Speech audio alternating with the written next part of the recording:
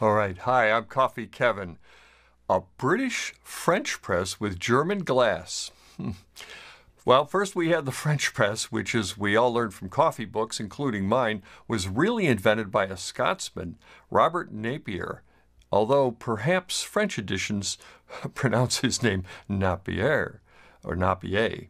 Bodum, of course, found a way to make millions, emulating Henry Ford by giving us any press we want as long as it had glass in it that needed to be replaced by next Christmas. And next, Australian Ian Bersten invented his always revolutionary impressive with its sub-robotic arm stirring the grounds ahead of the filter to facilitate extraction. George Sowden then honored the press by removing any pressure in his Sowden soft brew.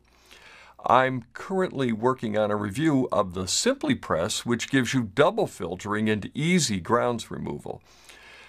That reminds me of another press which was popular a few years ago that featured an air gap between two filters that did it so wished to keep the grounds away from the water. The press has been around the world, and still it's a press, and it keeps being, in effect, reinvented. Every one of these presses has a feature to distinguish it. It is one of the most persistent of brewing concepts. Now, there are even more brands I can't recall well enough to mention them here. And now this. It's a British French press containing German shot glass. I'm going to make a 600 milliliter coffee batch size. And this is roughly 3 or 4 cups. And I've measured 40 grams of coarse grind coffee for this. The numbers really don't translate well from one grinder to another, but I'll tell you, I normally use a number 6 grind for automatic drip, and then I used a number 8 grind for this on my ditting. I'm using a medium roast Sumatra from Oren's Daily Roast. And we're going to be talking to Oren himself in a week. And it's I've been storing this in the coffee freshness system, in case you noticed a date on there that's a long time ago. And it's still, well, you'll see. Will it foam up? Well, that could be part of the suspense of today's episode. Okay, we're going to check this out. The water is, I'm using my favorite kettle. I'm a little eccentric on this, so don't, you can use whatever kettle you want, of course. Really. No, I haven't got a rule yet. It's 197. I'm going to pipe it up a little bit. Now, this doesn't have a temperature setting on it. It's a Capresso. Let's see if anybody else I can mention that might send me another one. The Capresso, there we go. And I'm going to try to get the water to 207. Yeah, I mean, if I get it in the ballpark, I'm fine. I'm not that much of a... there we go, 208. Let's leave it alone. All right, and then let's make some coffee. Now, I'm going to use a scale to do this, and what did I say? I said 600, let's see, I said 600 milliliters. Okay, so that's going to be, let's see, what I measured is 40 grams of coffee. So let's put it up at 40, yeah, okay. Let's see what we can do here. Oh, actually, I want to put the grinds in first, and then I want to pour the water in. Because I'm going to do this, and I'm going to start the timer.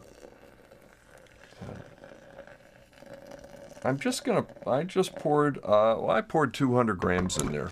Now, this is where it gets, I'm going to try to stir this.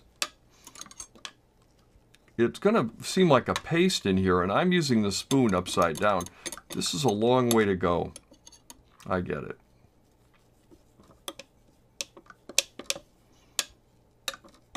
And I'm going to put, end up putting 600 grams of water in here. There we go.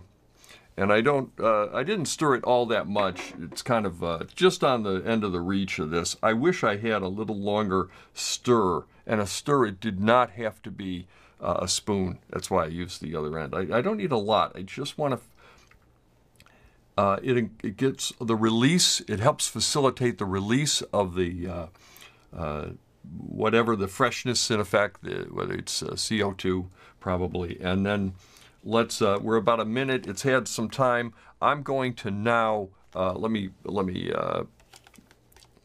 pour it this way. Okay, so I don't block the camera.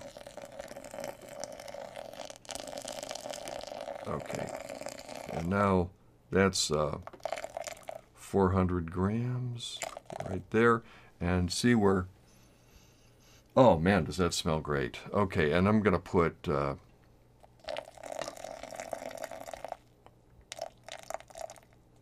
600 in here.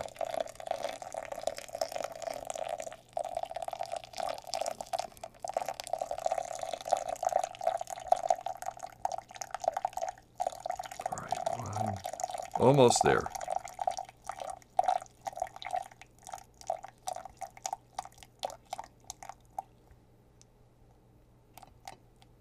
There we are, 600. Okay. Now, do nothing. This is the hardest part for me. Let it steep. Don't touch your press during this time.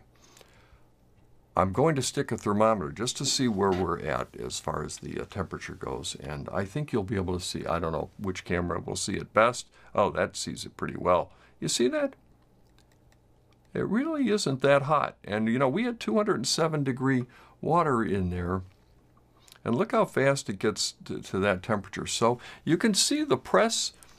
I kind of naturally think, and I don't think this is a knock at it at all. I think this shows a certain openness. My gosh, a cold brew is popular now, which is what, 70-degree water? In my house, it's still a little cooler than that. So, okay, we got this going 3 minutes. We've got another minute here, so let's go.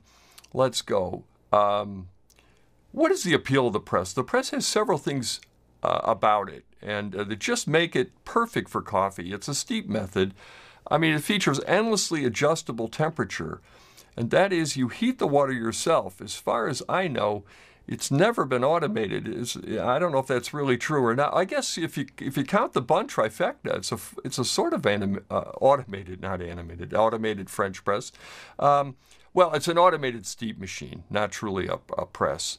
In fact, it uses a different mechanism, more like a siphon. Okay, we're getting almost to 4 minutes, and that's where I shut things down. What does steep buy you? Let me get through this quickly. Okay, thanks for asking. Steep methods, the contact time between the grounds and the hot water. You can stop at any time you want, and you can do it with any quantity, and you can change your ratios. Now let's make, and that is really a key here. And let's see. You know, cup quality doesn't change because it's 4, 6, 8 cups, whatever.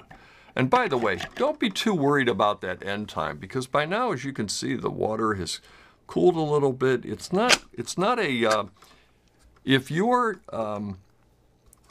putting too much into the perfectionism of this, I think you're missing the point of the press.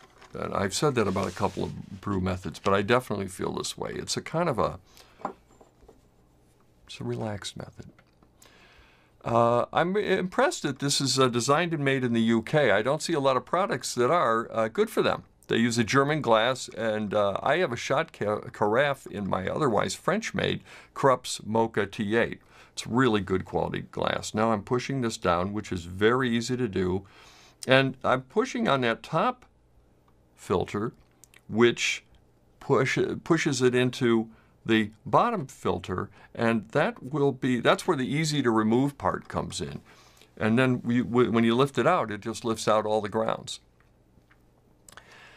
And that's really the chamber. And I really can't take it out and show it to you right now because we're about to pour some coffee. But I'll get that in the review and see if that works. The French cleanup is often cited as the drawback. I mean, frankly, everything else is easy about it. And paper filters like Chemex or some other drip method allow you to just you lift the grounds out, and you put the grounds in your compost bin, right? And then you throw the paper. I don't think our recyclers will take it, but anyway, we can theoretically, it's pretty green. And then this, of course, this is permanent filter. It's invented by Timothy Craven and his wife Sandra, a Yorkshire-based company. It's a design that's new to the market and has this unique mechanism in it. He invented it. He was in the hospitality trade, and the light bulb went off, and he launched his product on the 28th of November at the BBC Good Food Show. The Degono, as I mentioned, is manufactured in the UK and is available worldwide via their website. I will be doing a review of this as soon as I'm done with the other two brewers that are in line. You know, I can't believe that I'm busy, but we actually are trying to implement some things so that we can, for one thing, interview Oren next week. We have to obviously do it by distance right now. It's a great time to experiment with some new technologies, but it can take up a little bit of your time. The grounds get definitely soaked in this, I can tell you. That's a good sign. Let me pour the cup, and then I'll pour mine first, because that way I can take the shot on air. Let me get this out of the way. We made it just in time here, and then not everybody takes 4 minutes to extract, but I do. I just I like it. Oh, well, it's got a wonderful nose. Now let's see what. Oh yeah, I said I was going to take the temperature, and I am. Now, Pat, you're probably not going to see this, are you? Oh yeah, you can sort of see it. It's 146. You know, that's a perfect drinking temperature for coffee. Anything over 149. I want to, you know, I don't run this as a health show, but I want to suggest 149 is your top temperature.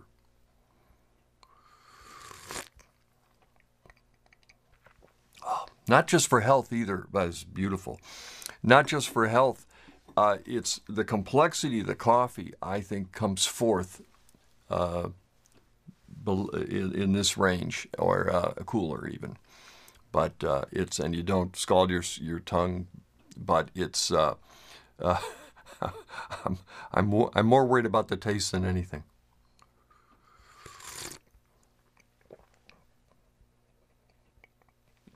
Wow, that's a complex cup, and it's very interesting. If you think that all Sumatras are alike, try this one. I know Oren goes out of his way. He looks for Sumatras that do not have that earthy note that a lot of us like. I happen to like that note very much, but I have to admit, there's more than one way. You know, any coffee country, by the way, there's more than one taste in it. So it's great to be able to drink around the world like this. Beautiful, ultra clean. And very nice, does a great cup. And in about a week, we'll be talking to Oren. And thanks for tuning in. Be safe and see you soon. I'm Coffee Kevin.